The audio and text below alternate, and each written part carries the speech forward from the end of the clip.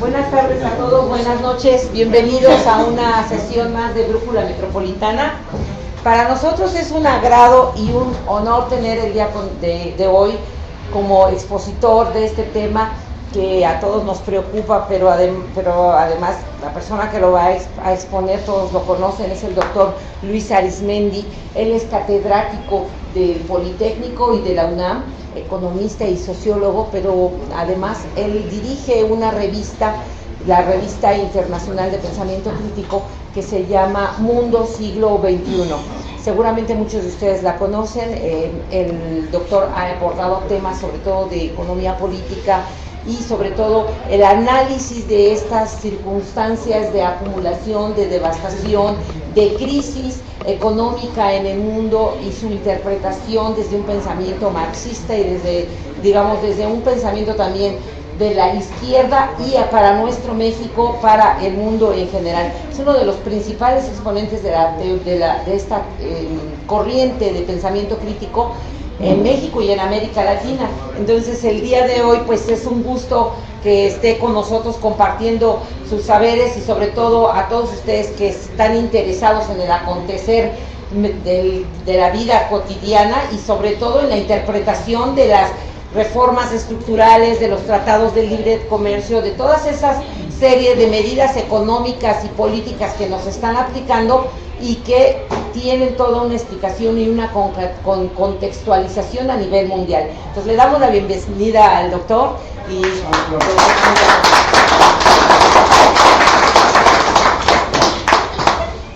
pues muchas gracias por la invitación. Ya me la habían extendido varias veces. ¿No? ¿Ya se escucha mejor? ¿Es que estará apagado? Sí. Ahora sí. ¿Ahora sí? Sí. A ver, ¿sí? Sí. ¿Esta distancia está bien o se hace mucha bien?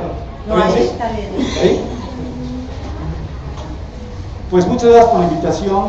Ya me habían extendido la invitación varias veces anteriormente. Por fin ahora tuve oportunidad para completar. Me da mucho gusto hablar con ustedes. El tema del que voy a hablar lleva por nombre acumulación por desposesión en el México de la vuelta de siglo.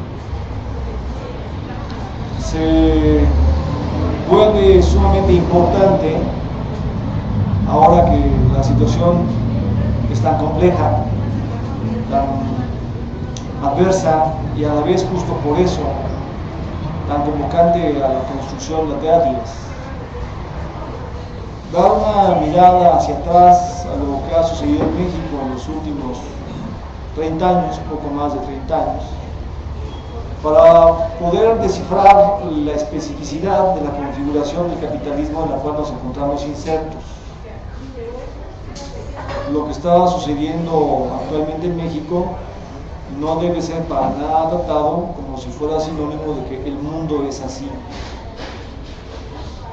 Frecuentemente sucede que se acostumbra a pensar un país desde dentro de sí mismo. Si uno va a América Latina, se encuentra con que se piensa, por ejemplo, Ecuador desde Ecuador,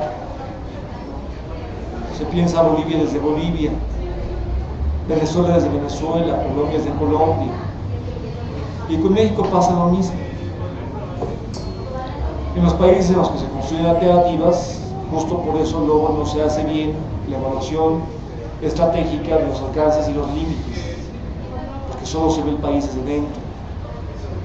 En los países en los que las cosas están en verdad muy mal, y en América Latina los peores casos son México y Colombia, y México es un país que se encuentra en una situación más grave que Colombia, incluso. En México sucede algo similar, pero al revés. Si se piensa México desde México, no se alcanza a captar la especificidad de lo que está pasando aquí. Al compararlo con otros países se puede ver qué lejos han llegado aquí las cosas. Qué lejos ha llegado aquí la acumulación por desposesión. Pero también, si se compara a México consigo mismo, habría que compararlo con lo que empezó a pasar a principios de los 80, en claro contraste con lo que sucedió en las décadas previas, en la fase llamada de desarrollo estabilizador, y entonces emergerían factores que llevan a tener que dar cuenta de lo que me parece si tiene que ser llamado acumulación por disposición. Este es un término, quizás ustedes tienen ya noticia al respecto, que inventó David Harvey. Acumulación por disposición, a primera vista, podría parecer un pleonasmo, porque toda acumulación trae consigo disposición. En la medida en que toda acumulación tiene como fundamento la explotación de tu trabajo, entonces toda acumulación tiene consigo disposición. Se desposee de productos, se desposee de tiempo de vida, se desposee de autogobierno a la sociedad nacional. Toda acumulación es disposición. Pero esto solo sucede a primera vista, porque el adjetivo acumulación por disposición, el adjetivo disposición en el concepto de acumulación, busca dar cuenta de una configuración peculiar de la acumulación capitalista. Una configuración de la acumulación en la cual las leyes regulares de la acumulación capitalista están siendo llevadas más lejos, hasta cierto punto incluso violadas, para establecer formas de dominio de riqueza que no son las formas regulares que el capitalismo había aplicado. En la acumulación por disposición, la dominación capitalista va más lejos. El concepto de acumulación por disposición no solo hay que usarlo para explicar la acumulación originaria, cuando se genera la disposición sobre la tierra, la disposición sobre los medios de producción. La acumulación por disposición, Harvey la usa para explicar el capitalismo de la vuelta de siglo, el capitalismo mal llamado neoliberal. Este es un término sumamente problemático, porque las cosas se definen ya al revés. Cuando uno le llama al capitalismo contemporáneo neoliberal, parece que se tratara de un nuevo tipo de liberalismo, un capitalismo de una nueva forma de liberalismo. Pero el liberalismo, en estricto sentido, se caracterizó en el siglo XX por implementar el ascenso de los salarios nacionales, no por filantropía, sino para control de las clases peligrosas, para la expresión de bienestar. El liberalismo se implementó en los 30 gloriosos para defender la soberanía nacional de una u otra manera. Hizo uso continuo de la aplicación de sistemas electorales, es decir, esto que se llama neoliberalismo en verdad fue antiliberalismo, porque golpeó los salarios como nunca, nada de que defendió la soberanía nacional, atacó como nunca, y solo la amnesia del discurso neoliberal inventa que el neoliberalismo trajo consigo la transición a la democracia, como si el neoliberalismo hubiera venido después de las dictaduras militares en América Latina y no hubiera sido precisamente las dictaduras militares, empezando por la de Pinochet, la que estrenó al neoliberalismo en el mundo y no solo en esta región. El más llamado neoliberalismo empezó con golpes de Estado.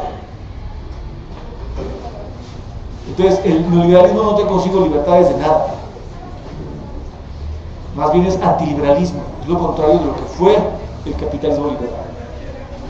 El más llamado capitalismo neoliberal más bien ha sido un capitalismo antiliberal, libera las fuerzas del mercado, pero eso no significa que sea liberal propiamente. Lo que el capitalismo antiliberal en este sentido crea,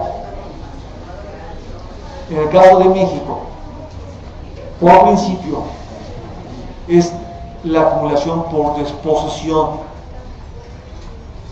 Funda formas muy agresivas de acumulación por disposición.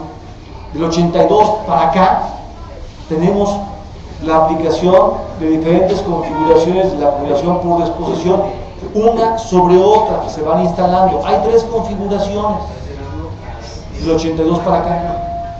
Cuando entra una nueva configuración, la anterior no desaparece, sino que se instala sobre ella, y así, la tercera. O sea, la primera se instala la segunda, sobre las primeras 2 se instala la tercera. Así llegamos aquí. 2015, y la entrada ya a la tercera década del siglo XXI, a la vuelta de la esquina, nos tiene muy aceitada una tercera forma de acumulación por desposesión sumamente agresiva. Veamos cada una para resumirla sintéticamente. Entre 1982 y 1988 sucede en México lo que en la década previa acababa de suceder, pero con dictadura militar en Argentina. Con el golpe de Estado en Argentina se aplica una pinza. Por un lado, explota la deuda externa. Argentina es embarcada en un endeudamiento insólito, como nunca en su historia. La deuda externa no es para desarrollo nacional, se canaliza para el enriquecimiento de una élite política oriental, en parte para la burguesía transnacional y extranjera. Y la deuda se paga con un golpe muy fuerte a los salarios nacionales. Si se revisa los porcentajes de los desaparecidos en Argentina, lo primero que puede percibirse es que el principal porcentaje de desaparecidos son obreros. Hubo un golpe muy fuerte a los sindicatos.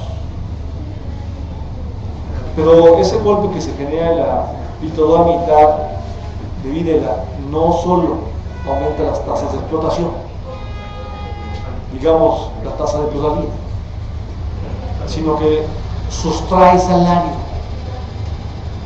Riqueza que regularmente debería pagarse a la sociedad trabajadora como salario, se arrebata.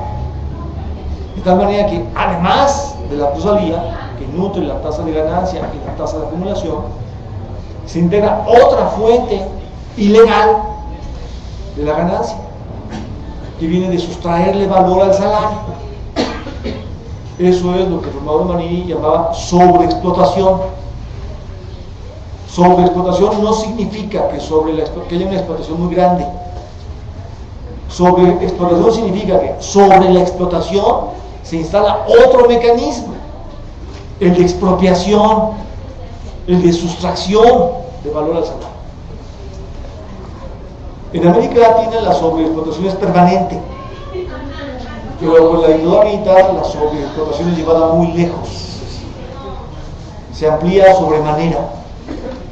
De tal manera que con Videla lo que sucede es una pinza, aumenta la deuda externa, arriba, abajo, y un voltazo a los salarios. Y se genera un retroceso de décadas para el desarrollo nacional. Esto es lo que se generó en Argentina en el sexenio previo. Les comento que su fundamento fue la dictadura militar. Entre 1982 y 1988 en México sucede lo mismo, pero sin dictadura.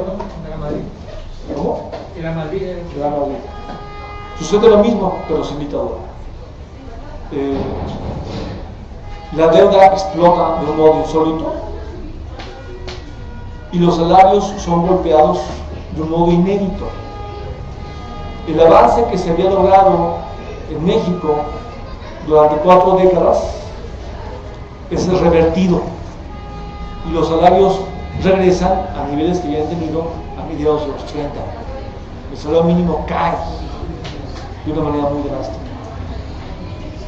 Este fenómeno va a persistir después, cuando la tasa de ganancia en México se recupere luego de los 90.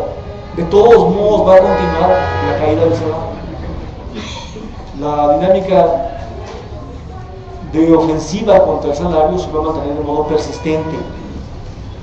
La resulta lucha contra la inflación del Estado neoliberal, mal llamado neoliberal, en verdad es un camuflaje. su objetivo prioritario no es la lucha contra la inflación, es la lucha contra el ascenso de los salarios. Le dan forma a la ofensiva contra el salario, le dan forma a la acumulación por desposesión. Entonces, entre el 82 y el 88 se funda una pinza muy peculiar que crece de una manera muy parecida a lo que había sucedido en Argentina. Nada más que les digo, la diferencia esencial consiste en que aquí sucede sin dictadura militar. México es un país muy peculiar porque cosas que en otros países exigen que haya guerra o dictadura militar, aquí pasan sin que ese tipo de acontecimientos sucedan. La deuda sigue creciendo y en 1990, cuando sucede la aplicación del plan Brady, que sucede entre el 90 y el 96, México va a ser uno de los países que mayor financiamiento va a recibir. El único país que rebasa en porcentaje el financiamiento que se recibe a partir del plan Brady es Brasil, que recibe el 29% de ese financiamiento. México se lleva el 20%. Todos los demás países llevan mucho menos. Argentina 14%, Venezuela 9%, Ecuador 4%, Perú 2%, Panamá 2%, Uruguay 1%, así. México y Brasil son los países que llevan mayor porcentaje de ese financiamiento. Esto es muy importante porque en la medida en que la deuda crece, se va generando un mecanismo cada vez más complejo de transferencia de riqueza hacia el exterior. El mecanismo regular de transferencia de riqueza había sido el intercambio desigual. Se transfiere riqueza a través del comercio internacional. Se venden mercancías por debajo de su valor, se compran mercancías a Estados Unidos por debajo de su valor. El comercio basado en el intercambio desigual es una vía regular de transferencia de valor de la periferia a la metrópoli. Pero a partir del capitalismo mal llamado neoliberal, se agrega al lado del comercio internacional y el intercambio desigual la deuda externa como otro mecanismo de transferencia de riqueza de la periferia a la metrópoli. Es un mecanismo sumamente agresivo porque se transfieren grandes cantidades de riqueza y la deuda de todos modos no se resuelve esencialmente. Sube, baja, pero en general tiende a subir. El Fondo Monetario Internacional dijo a finales del año pasado que al inicio del sexenio de Peña Nieto, la deuda de México, la deuda externa de México ya andaba rondando en el 50% del PIB. Y que al terminar el sexenio iba a ser superior. Este proceso en el cual la deuda externa se vuelve una vía de transferencia de riqueza hacia el exterior se integró fuertemente desde los 80 y ha seguido creciendo. Pero es muy importante captar que no solo sucede transferencia de riqueza bajo la forma de valor, que se transfiera riqueza a través del comercio desigual en el mercado internacional o que se transfiera a través del pago de la deuda externa, sino que en la medida en que ahí se cierra una pinza, la ofensiva a través del comercio y la ofensiva a través del capital financiero, una tendencia que ha cruzado todo el siglo XX se radicaliza. En las relaciones de poder centro-periferia no sucede que la situación se mantenga estática. La periferia intenta defenderse y avanzar para construir formas defensivas más eficaces. O la metrópoli más bien intenta derrotar las formas defensivas de la periferia. La supremacía tecnológica de los países metropolitanos siempre les da una posición de poder para poder apuntar a derrotar las formas defensivas que ejercen los países periféricos. En la medida en que México se vuelve el único país que ha aplicado al pie de la letra el consenso de Washington durante tanto tiempo, durante más de 3 décadas. México es una especie de laboratorio en el que se puede muy bien reconocer los resultados de la victoria, de la ofensiva de los países metropolitanos sobre los países periféricos. Lo que podría llamarse la tendencia a la victoria de la supremacía tecnológica de la metrópolis o de la periferia ha llegado muy lejos en nuestro país. De suerte que después de esta primera fase de acumulación por desposesión, en donde la ofensiva contra el salario nacional se articula con una explosión de la deuda externa que genera un retroceso de décadas, de 4 décadas para nuestro país. Después de esta primera fase de acumulación por disposición, basada en una radicalización de la disposición del salario nacional, emerge una segunda forma de acumulación por disposición, que integra una nueva configuración de la subordinación centro-periferia. Yo le llamo a esta nueva forma de subordinación centro-periferia la subordinación global. Julio Volpini también le llama así. Nos encontramos con que los dos usábamos la misma expresión que habíamos creado por caminos diferentes, con significados distintos pero complementarios. Escribimos un artículo juntos en Mundo Siglo XXI, número 9, para dar cuenta de la subordinación global de México a Estados Unidos. En mi caso, subordinación global es un concepto que busca dar cuenta del hecho de que la dominación centro-periferia ya no lleva nada más a rendir tributo a través del intercambio desigual. Vendes tus mercancías con precios que no corresponden, precios por debajo del valor de las mercancías, compras mercancías por encima de precios que no corresponden al valor de las mercancías metropolitanas. En mi caso, subordinación global no nada más se refiere a que hay intercambio desigual o a que hay una agresiva deuda externa. Subordinación global significa que además del intercambio desigual, además del servicio de la deuda, además de pagar valor y plusvalor a través del capital mercantil y del capital dinero, se empieza a entregar la plataforma de la economía productiva nacional al dominio transnacional. Ya no se cede el resultado de la producción, se entrega la plataforma de la producción nacional. Los fundamentos productivos, las estructuras productivas se entregan. Este es el tiempo en el cual sucede una reestructuración tecnológica del país. Los anteriores corredores que unificaban tecnológicamente a México hacia su interior son destruidos. El Estado era la fuerza de arrastre para el desarrollo de la industria de bienes de capital, que nunca fue la gran maravilla, pero algo hacía. Bueno, queda hecha pomada.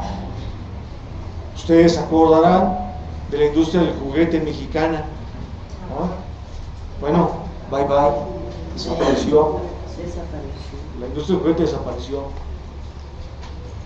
Recordarán que cuando empezaron a llegar los juguetes extranjeros, empezaron con precios bajos para competencia asimétrica con los juguetes nacionales. Pero destruyeron la industria del juguete nacional y ¡pum!, se dispararon explosivamente. Este es un ejemplo de un fenómeno general, porque lo que fue sucediendo fue una devastación de la anterior red tecnológica que cohesionaba al país hacia adentro. El país pasó a reestructurarse, se integraron corredores que conectan tecnológicamente, tanto en términos productivos como circulatorios, con corredores de circulación de las mercancías a nuestro país hacia afuera, ante todo hacia Estados Unidos. De suerte que los corredores económicos hacen de México prácticamente un crucigrama. Está hecho para que se cruce de un lado al otro de la costa y se pase de norte a sur. Las mercancías, no las personas. Washington siempre se ha opuesto a que exista un tren que lleve la fuerza de trabajo de la frontera sur a la frontera norte. Las mercancías se pueden mover, el dinero mejor, las personas no. Entonces, en esta fase, entre 1988 y 2006, surge una nueva forma de acumulación por disposición, a la que el TLC le da su configuración. El Tratado de Libre Comercio ni es un tratado puramente comercial y no tiene nada que ver con la libertad. Es un tratado mucho más que comercial, afecta a toda la economía. Es mucho más que económico, también es político. No tiene que ver con la libertad y genera una nueva forma de subordinación centro-periferia. No son las formas regulares de dominación centro-periferia. En este periodo se integra una nueva configuración de subordinación centro-periferia como resultado de la victoria, de la tendencia a la dominación de la metrópoli sobre la periferia con base en su supremacía tecnológica. La tendencia a la victoria de la supremacía tecnológica metropolitana sobre la periferia lleva a la emergencia de una nueva forma de dominio. Y esa nueva forma de dominio es la que llamo subordinación global.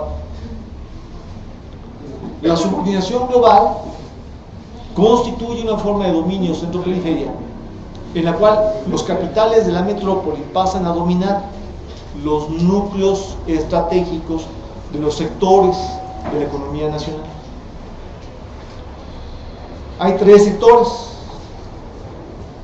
Si los leemos no en términos de las cuentas nacionales, sino en términos de la crítica de la economía política de Marx, digamos que el sector 1 es el sector que produce medios de producción, tecnología, materias primas estratégicas, energía. Del abanico de productos que genera el sector 1, los más importantes son dos. Los núcleos del sector 1 son dos: la producción de tecnología y la producción de energía. Lo podrían abrir un poco más, incluir recursos naturales estratégicos, y entonces podrían ahí introducir el agua y la información genética, la biodiversidad. En lo que concierne a la producción de tecnología, es sumamente importante percatarse que condición estratégica para el ejercicio de la soberanía nacional es la soberanía tecnológica. Un país que no puede autoimpulsar, aunque sea en cierta medida, pero de modo eficaz, su propio desarrollo tecnológico, es un país invariablemente dependiente. Peor aún, un país que elige desindustrializar estratégicamente sus propias empresas, clave, es un país que se coloca en una delicada situación de dependencia artificial, estratégica, pero artificial. En este periodo se le da su golpe más profundo a lo poco que se hacía en México para impulsar el desarrollo tecnológico con perspectiva de soberanía nacional. Ya entre el 82 y el 88 se había hecho, pero entre el 88 y el 94 avanza sobremanera. Es muy importante, además, en este sector, lo que concierne a la energía.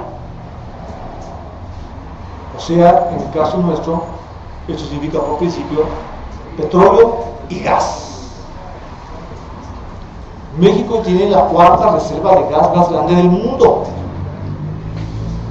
Por eso es que Citigroup califica a México como un nuevo Medio Oriente. Y las investigaciones de Pemex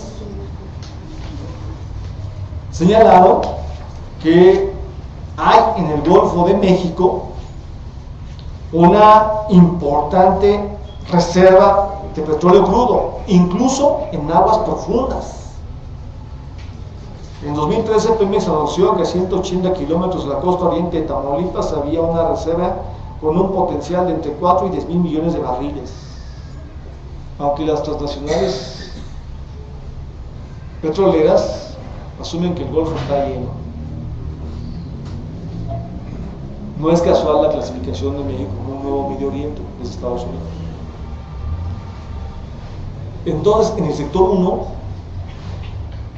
los núcleos son la producción de tecnología y la producción de energía.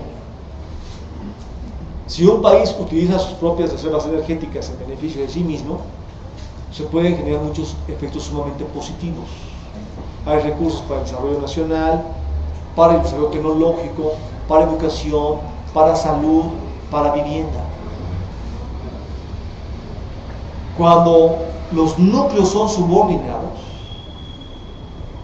no se permite que haya desarrollo tecnológico nacionalista y las reservas estratégicas pasan a ser internamente subordinadas por el capital transnacional. Ese proceso arrancó desde Salinas y terminó con la última, habría que decir más bien, contrarreforma energética, que no fue una reforma, es regresivo. Lo que les faltaba hacer lo concluyeron, se abrió completamente las puertas de par en par para la inversión extranjera en la explotación del petróleo y el gas. Los contratos de servicio múltiplo estaban haciendo de manera anticonstitucional, ahora ya se hace de manera legal. Se legalizó lo que es ilegal. Así como la reforma laboral legalizó lo que era ilegal, porque la ofensiva que hubo contra el salario entre el 82 y el 88, que luego persistió, la Ley Federal del Trabajo pues no lo permitía, aunque se hacía. Ahora la reforma laboral volvió legal lo que era ilegal. Igual con la reforma energética, se volvió legal lo que era ilegal. Se legalizan formas de acumulación por desposesión. Cambiamos la configuración del capitalismo y cambia la ley para hacer legal lo que era ilegal, porque atenta contra la nación. En este contexto, al entrecruzar los núcleos del sector 1, se puede ver muy bien lo que pasa con Pemex. Porque Pemex es la única empresa que ha sido manejada así, no en la historia de México, no en la historia de América Latina, en la historia del mundo. Toda empresa petrolera tiene refinerías. Después se cae el petróleo, lo transformas para poder obtener sus mejores ventajas estratégicas. Todos los países con reservas petroleras tienen refinerías. Venezuela cuenta con 24, Japón con 31, Rusia 41, China 51, Estados Unidos 131. ¿Cuántas refinerías creen que tiene México? 6. Es el único país petrolero que ridículamente tiene 6 refinerías.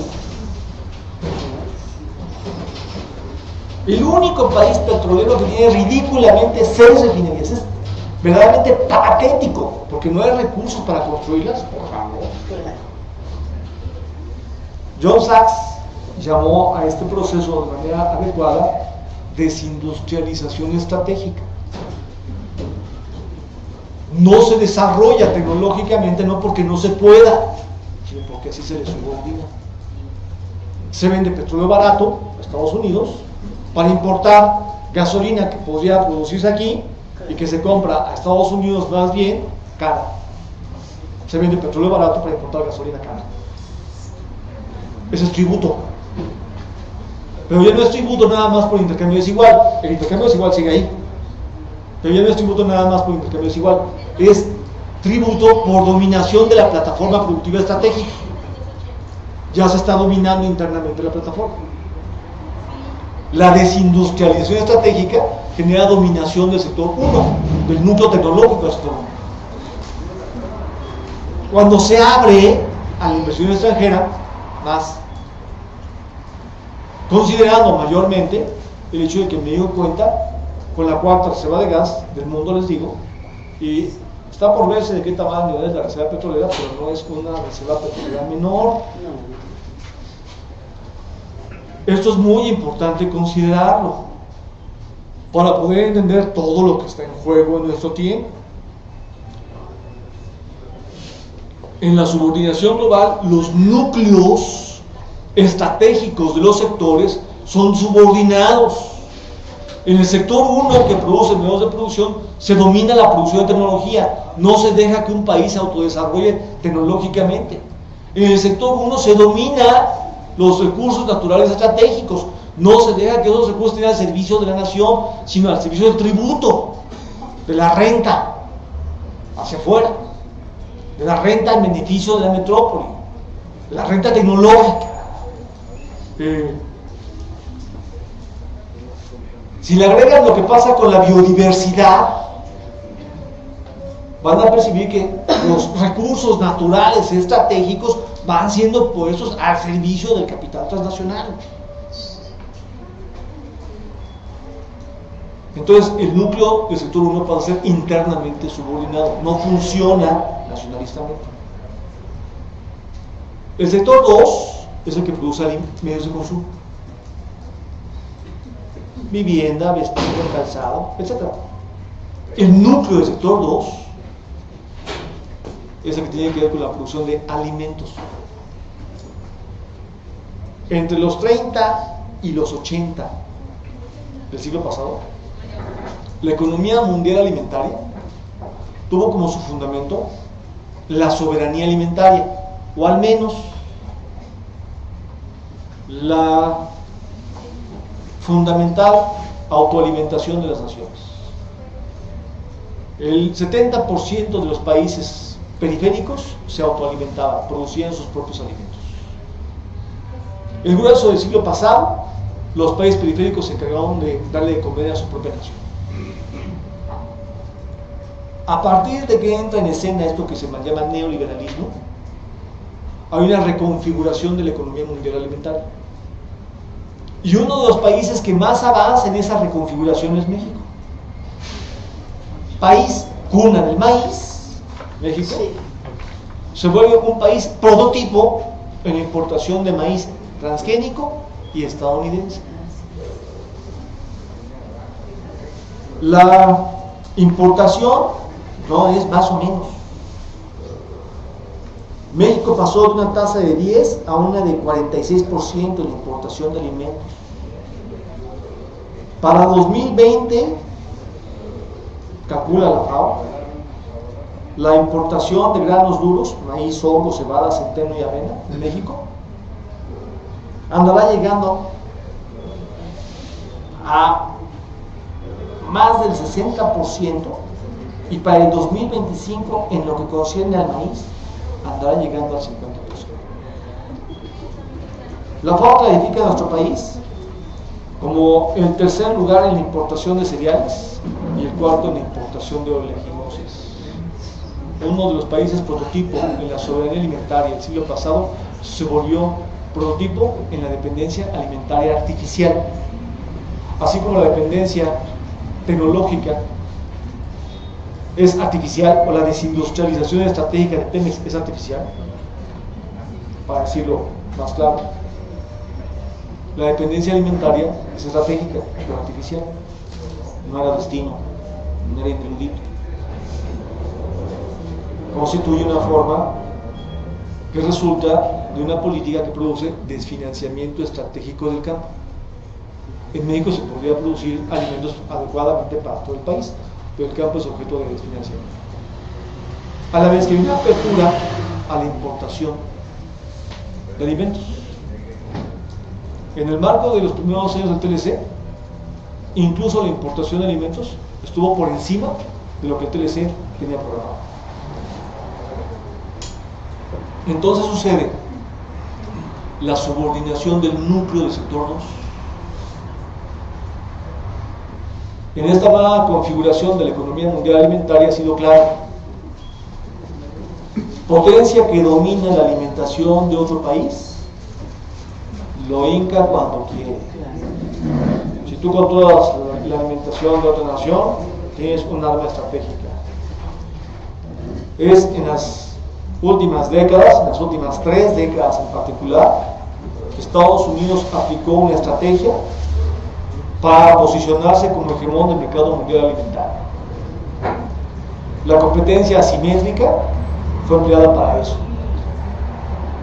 financió, dio subsidios a la producción de alimentos dentro de Estados Unidos para que pudieran ser vendidos con precios menores en otros países del mundo y contribuir a generar así la derrota de la producción alimentaria en las naciones periféricas.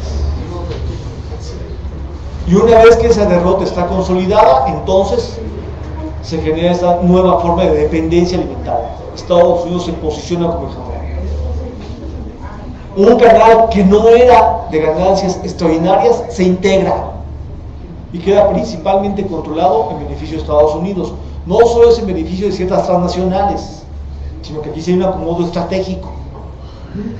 Hay una disputa por la hegemonía mundial y el mercado mundial alimentario es uno de los mercados clave en la disputa por la hegemonía mundial. Estados Unidos se ha posicionado como hegemón. El país que mejor se integró a esa dinámica fue México.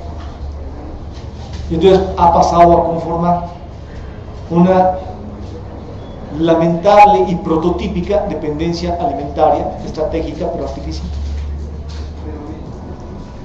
Si uno mira ahora hacia el sector 3, sector 1, producción y medios de producción, sector 2, producción y medios de consumo, sector 1, sus núcleos, tecnología y energía, sector 2, su núcleo, alimentos.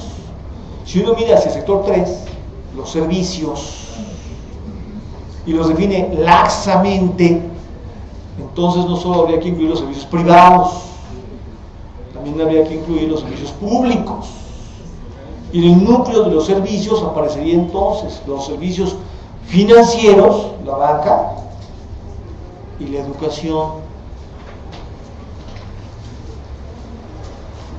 La banca, porque la posición de la banca en el país es fundamental para lo que pase con el desarrollo nacional. Si la banca es de desarrollo, invierte para el desarrollo económico nacional. Si la banca solo es transnacional, funciona como la banca en México. Es crédito al consumo, crédito leonino al consumo para transferencia de recursos al exterior. Entonces sucede lo que yo llamo una sobreexplotación que no habría que calificar como redoblada, sino como cínica o brutal. Sobreexplotación ya había, porque el salario está siendo objeto de sustracción de valor, así que el salario no alcanza. Y en ciertas coyunturas hay emergencias que tienen que ser resueltas. O luego ni siquiera emergencias, sino necesidades regulares de la vida cotidiana que de todos modos tienen que ser resueltas. Así que entonces tenderlas. Pero la tasa de interés, que está por encima de las que los bancos transnacionales aplican en sus países de origen, sustrae al salario valor, así que ya no nada más hay sustracción en el capital que contrata a los trabajadores porque se les paga un salario que no corresponde, se les está pagando un salario por debajo del valor que debía pagarse, sino que además luego hay una sobreexplotación redoblada que tiene un carácter cínico, porque con el banco se sustrae más valor al salario después de haberle prestado cuando se le saca una tasa de interés leonina. Entonces, las tarjetas de crédito funcionan como una mediación para recrudecer la sobreexplotación, para generar tributo de la periferia hacia la metrópoli. Lo que la banca hace no es operar como banca de desarrollo, sino como banca que agudiza la sobreexplotación de la fuerza de trabajo nacional. No desarrolla la economía mexicana, se rescató con recursos públicos, pero para que la banca se volviera transnacional, pese al rescate, prácticamente toda la banca mexicana es extranjera. Con todo y que fue aprobado, tiene una consecuencia hacia adelante por 4 décadas. Bien. En lo que concierne a educación, es muy importante percibir que una de las condiciones clave para impulsar el desarrollo estratégico nacional es la producción de una fuerza de trabajo juvenil altamente calificada. Un país que cuenta con un porcentaje amplio de jóvenes altamente capacitados tiene una fuerza de arrastre para impulsar su desarrollo tecnocientífico nacional. En México, de cada 10 jóvenes que cursaron En México, de cada 10 jóvenes en edad de cursar la educación superior o universitaria pública, entran solamente 1.7, 1.5, casi nadie. Casi nada. La tasa de ingreso en México está por debajo de muchos otros países de América Latina, cuando México es uno de los países más grandes de América Latina. Lo que se conoce como el bono demográfico, que el porcentaje mayoritario de la población sea juvenil, se está perdiendo. La política sistemática de no ampliación de las universidades o no creación de nuevas universidades deja al grueso de la población mexicana fuera de la educación universitaria, incluyendo las escuelas privadas. Solo entran 3 de cada 10, 7 de cada 10 no están. Para finales de la década de los 20, nuestro país va a estar compuesto fundamentalmente por gente que no tiene capacitación universitaria. Jóvenes que pudieron tenerla y que no la recibieron. México se va a volver un país de gente, de adultos cada vez más grandes que no tienen capacitación universitaria cuando pudieron tenerla. Contrasta con lo que pasó en Brasil, donde Lula creó otra universidad. En México no se ha creado otra universidad. Después de la UAM, Mira eso, por favor. La UACM. Sí, lo refiero a nivel nacional. La UACM es un ejemplo de una política alternativa local. Es importante, fue local. En México como país, esto no es una contingencia, sino que es un resultado de un proyecto.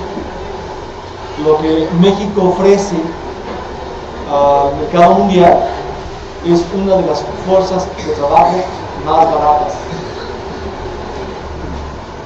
México tiene en los países de la ONU la fuerza de trabajo que recibe el salario más bajo, pero al mismo tiempo que despliega la jornada laboral más larga.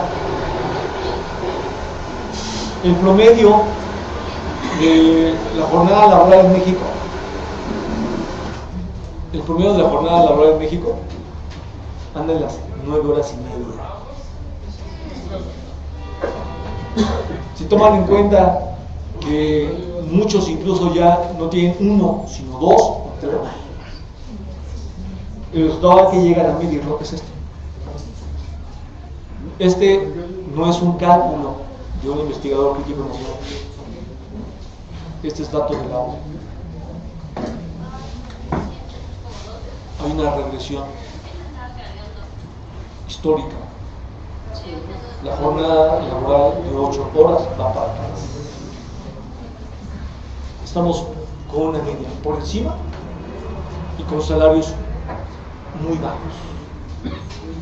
Se compite contra la fuerza de trabajo más barata del mundo. Los chinos son una de las fuerzas de trabajo más baratas porque son 1/6 de la población mundial. La competencia al interior de China recuerda la acumulación originaria. Amanece y ahí está afuera la gente esperando ser contratada. Y se escoge quién sí, quién no va a entrar. Pues México está compitiendo contra la fuerza de trabajo más barata del mundo. Entonces, el núcleo del sector 3 pasa a ser internamente subordinado, tanto en lo que concierne al servicio financiero como al servicio educativo. A esto es lo que yo llamo subordinación global. Cuando los núcleos estratégicos de los sectores propios de la globalidad de la economía de un país quedan internamente dominados. Dominación tecnológica, dominación energética, dominación alimentaria, dominación financiera, dominación educativa. Todo esto junto es lo que llamo subordinación global. no es solo intercambio desigual, tributo por intercambio desigual, no es solo tributo vía deuda externa, no, entregas la plataforma productiva de la nación. Sí. Y entonces las formas defensivas regulares que la periferia empleaba son vencidas. La periferia se defendió fundamentalmente haciendo uso de dos recursos. Hace uso de sus recursos naturales estratégicos. Utiliza su petróleo, su gas, sus materias primas, su litio, utiliza sus recursos para obtener renta, digámoslo así, renta natural. Y esa renta se usa para el desarrollo nacional. Esto es lo que ha hecho Bolivia, esto es lo que ha hecho Ecuador, esto es lo que ha hecho Venezuela, que tiene la plataforma de petróleo más grande del mundo. Utilizan la renta natural en beneficio de sus propios países. Lo que la periferia hacía no nada más era usar la renta, además defendía su fuerza de trabajo nacional, que sí es barata, pero de alguna manera la defendía para poder aprovecharla en beneficio del desarrollo nacional. Estas son formas defensivas de la periferia, clásicas. En la disputa centro-periferia, la tendencia secular es a derrotar las formas defensivas de la periferia. Las derrotas cuando te tienen que pagar la deuda externa con la plataforma estratégica nacional, crea una nueva forma de subordinación centro-periferia que dura décadas, recrudeces la sobreexplotación y configuras una forma de dominio que te es eficaz en la disputa por la hegemonía mundial. El Tratado de Libre Comercio debía dar pie a la configuración de un mercado dominado por Estados Unidos en todo el continente. El área de libre comercio de las Américas, el ALCA, estaba proyectada para ser conformada a partir del TLC como su punta de lanza, nada más que se atravesó la resistencia de América Latina. Y un rato el post-neoliberalismo, lo que se llamó post-neoliberalismo, que sí es correcto, a mí me parece que es un término correcto, a diferencia del término socialismo del siglo XXI, que supone que ya llegamos y que además se entienden mal las cosas, porque eso no es Venezuela. O sea, que se sienta uno en un restaurante en Venezuela y los precios socialistas y los precios capitalistas. Pues que me disculpen, pero esos no son precios socialistas, son precios subsidiados por el Estado. No existen los precios socialistas. ¿Qué pasó? Los socialismos y mercado, ¿qué pasó? No nos entendemos así. Ahí lo que es subsidio del Estado, que qué bueno que lo hay. En Venezuela, un tanque de gasolina se llena con $1. En Venezuela el precio medio de los libros es de 3 pesos mexicanos. O sea, ¿se ve para qué sirve la renta nacional? ¿Sí se ve? ¿Para qué sirve la renta petrolera? ¿Sí se ve? En Bolivia existe el IDH, Impuesto Directo de Hidrocarburos. 5% de lo que se obtiene de hidrocarburos pasa directo a educación, sin negociación con el Congreso. Y derrama muchos efectos benéficos para las universidades públicas. Entonces, se atravesó a medio camino al proyecto del ALCA el post-neoliberalismo. ¡Qué bueno! Se convirtió América Latina en la única región del mundo que intenta construir alternativas. No es casual que la ofensiva contra el post-neoliberalismo sea puesto como se está poniendo actualmente. Podemos hablar sobre eso si quieren hablar. Lo que me interesa señalar ahorita es que la subordinación global no es solo dominación de los núcleos estratégicos de los sectores económicos de un país. Esta es la esencia de la subordinación global. La subordinación global es el resultado de una tendencia de larga duración por derrotar las formas defensivas de la periferia de la dominación que ejerce la metrópoli. México, patéticamente, por ser el único país que ha seguido al pie de la letra el consenso de Washington durante más de 3 décadas, se ha convertido en prototipo de las nuevas formas de subordinación centro-periferia. Somos un ejemplo de lo que no se debería hacer en la periferia. Y no solo, sino además es plataforma para integrar nuevas formas geoestratégicas, geoeconómicas y geopolíticas de dominación funcionales a la disputa estadounidense por la hegemonía mundial, como lo está mostrando ahora el proyecto Transpacífico. Es un proyecto para pelear con los BRICS. Es una disputa, ahí lo que colisiona son proyectos de mundialización capitalista. ¿Quién va a ganar? ¿Brasil, China? ¿Rusia? ¿Van a ganar los BRICS? ¿O va a ganar Estados Unidos? El proyecto Transpacífico juega a integrar el área comercial más grande del mundo. ¿Y cuál es la forma de subordinación centro-periferia ejemplar para integrarla? México. México es un ejemplo. Por eso hay importantes estrategas que dicen que México es el paradigma a seguir. Pero ¿cómo no? Si controlan todo. Entonces, entre el 88 y 2006 se integró una nueva forma de acumulación por desposesión: la subordinación global. La desposesión de la riqueza estratégica nacional es su plataforma. La desposesión salarial que se produjo entre el 82 y el 88 no desapareció, persistió como mecanismo permanente y llegó hasta nuestro tiempo, dando pie a una reforma constitucional que volvió legal lo que era ilegal, porque esa forma de acumulación por desposesión, como les decía, era ilegal. La nueva configuración de la acumulación por desposesión, que empieza en el 88 y que va, a 2006, se consolida cuando viene la reforma energética que la redondea, se concluye. Cada vez que dicen es que para que haya crecimiento tienen que cumplirse las reformas estructurales y falta otro oleaje y luego otra, y ahora sí se hace, ya por fin va a venir, pues en verdad están hablando de la riqueza de unos cuantos. El método de Julio Volpini para medir la pobreza, y no lo digo porque seamos amigos, es el mejor método porque mide todas las necesidades. Se llama método de medición integral. No sucede como le hacen los métodos neoliberales para usar el Banco Mundial, que dicen que son multidimensionales, pero nada más toman en cuenta los alimentos. Cuando el Banco Mundial mide $1 o $1.25, la pobreza extrema, eso significaba algo, porque vaya ni para eso acá. Originalmente el dólar en el 90, que fue cuando el Banco Mundial lo inventó, significaba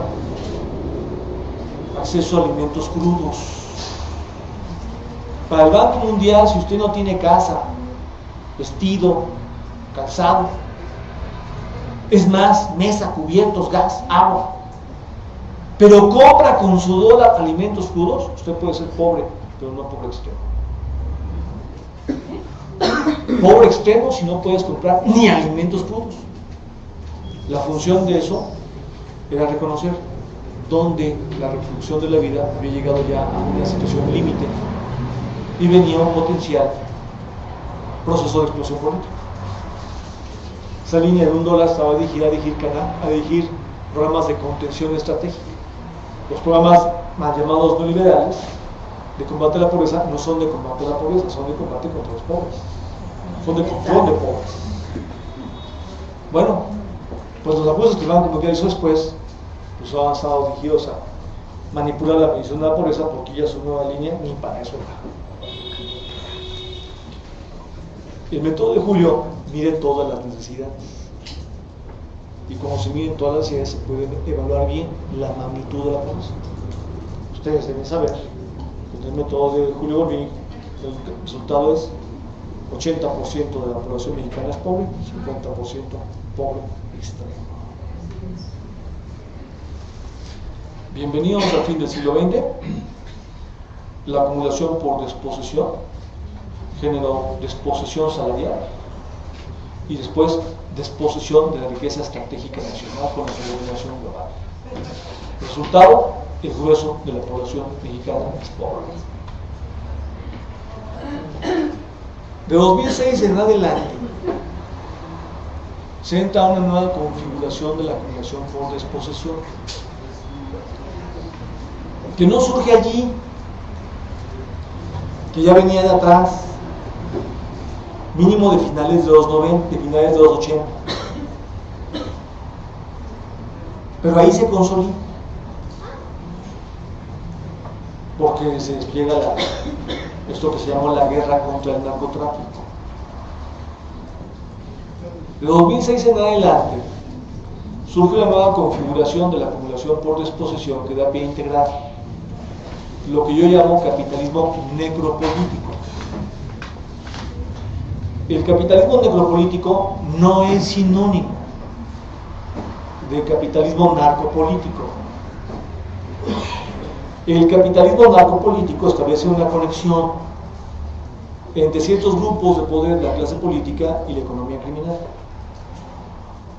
La economía narco es irreductible al mercado negro de drogas. Tiene como su segundo canal de acumulación más importante la trata de blancas. La economía criminal en México tiene dos corredores fundamentales: economía de drogas y trata de blancas. Pero no son los únicos canales, hay más circuitos de la economía criminal, estos son sus principales. Pero el capitalismo narcopolítico en México surgió cumpliendo incluso funciones de doble de Estado social. Financiaba la construcción de carreteras, de escuelas, de iglesias. El Chapo llenaba estadios para repartir juguetes. Ni en los mejores momentos del Estado mexicano en la fase del desarrollo estabilizador algo así. Así que apareció como haciendo lo que el Estado llama así, y hasta cosas nuevas. El capitalismo narcopolítico surgió así. El capitalismo necropolítico constituye una configuración del capitalismo que hace valer la política de muerte como fundamento de inéditas y aceleradas formas de acumulación por desposesión. Ya no se hace legal lo que era ilegal, el golpe a los salarios. Ya no se hace ilegal, pero se hace legal lo que era ilegal, la inversión extranjera en petróleo y gas. Sino que aquí lo ilegal se recrudece. Lo ilegal se recrudece y se vuelve norma cotidiana. Así tenemos tributo por circulación de mercancías, tributo por circulación de personas, tributo por metro de fachada de casa, que es un modo de calcular el espacio de tu casa, tributo que impone nuevas formas de renta criminal. No solo tributo porque la venta de las mercancías de la economía criminal exige un conjunto de condiciones que tienen que ser financiadas más allá de lo que cuesta producir la cocaína o los cracks. No solo tributo por todo eso, que se daría pie a lo que constituía la renta criminal básica, sino que la renta criminal aquí una fuente múltiple. Es renta porque tiene transferencia. O sea, no hay producción cuando estás haciendo que alguien te pague por vender sus mercancías. No hay producción cuando estás haciendo que alguien te pague por circular por un territorio. No hay producción cuando estás haciendo que alguien te pague por habitar su casa. Es una transferencia, es una renta. Llamo a eso renta criminal. Pero la renta criminal es la ventana a una nueva forma de capitalismo, que le llamo capitalismo necropolítico. Se hace valer la política de muerte. Por eso el país está lleno de fosas. Es política de terror. Se hace valer. Antes había que salir de la ciudad para poder ver la devastación del capitalismo necropolítico. Sale Valle de México y se empieza a ver que está gravísimo esto. Todo esto de ten cuidado de a qué región vas a ir de San Luis, a qué parte vas, en la frontera norte o dónde en el sur. No te vayas en camión, vete en avión, o a aquel lugar mejor ni vayas.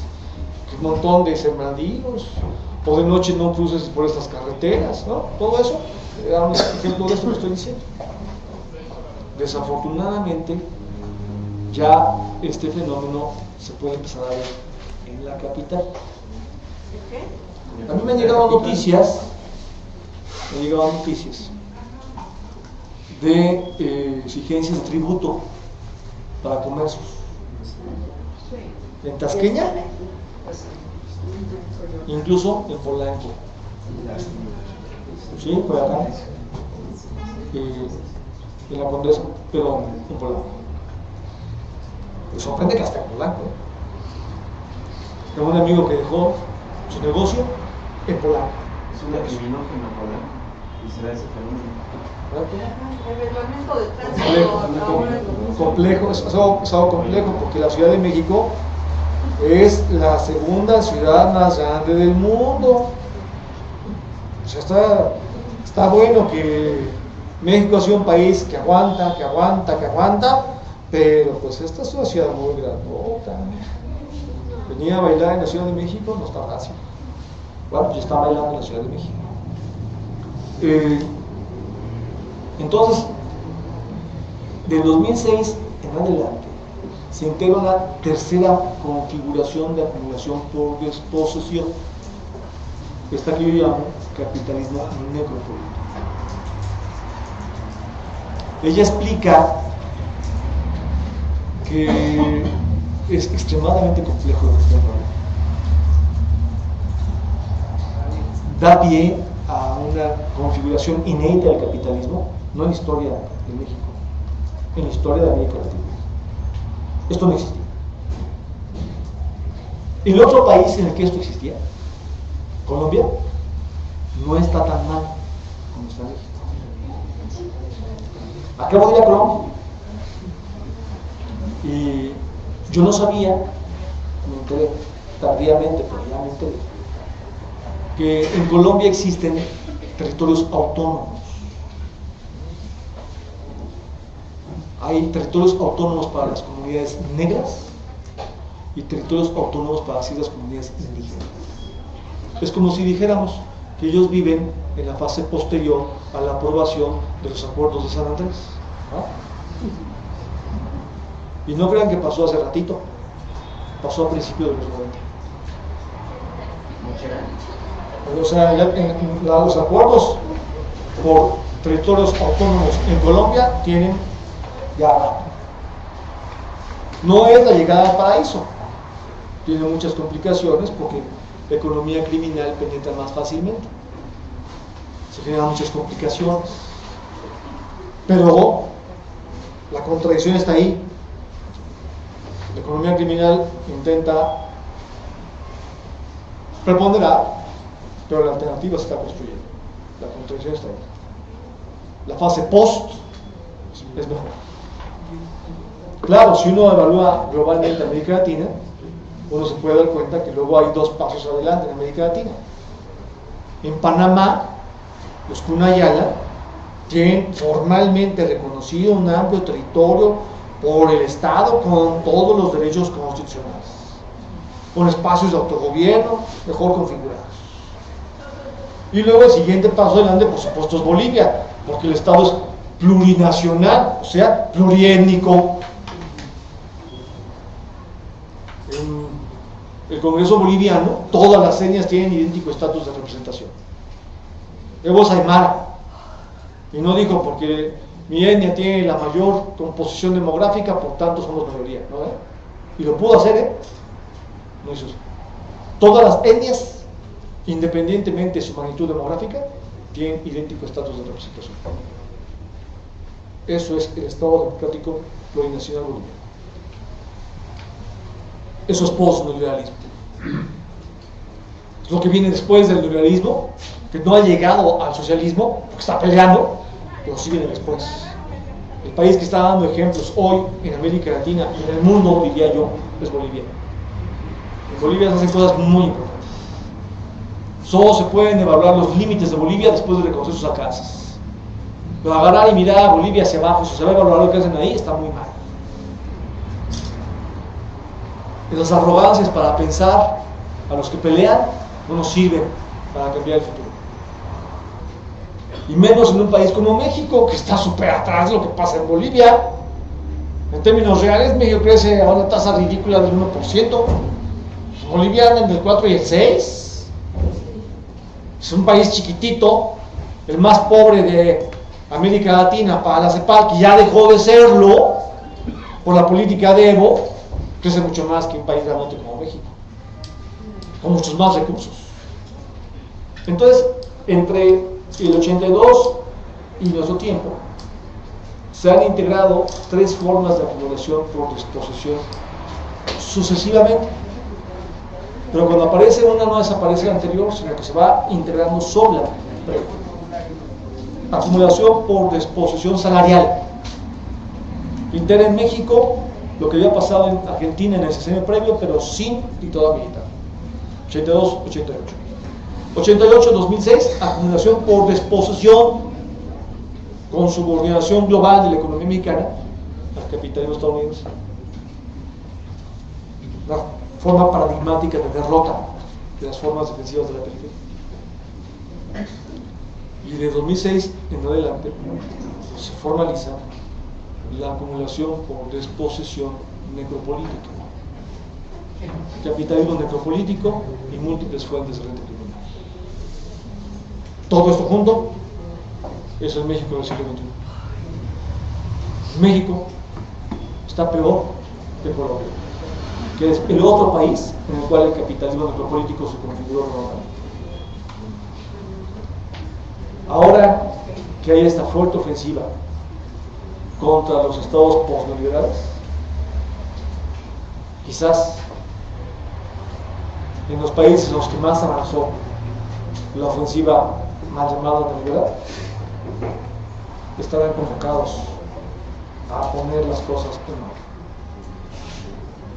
Aunque en ese contexto Colombia parece tener más condiciones para hacerlo. Sin embargo, México está convocado a entender su compleja encrucijada para intentar cambiar lo que viene. Esto es acumulación por disposición en el México de la vuelta del siglo. Muchas gracias.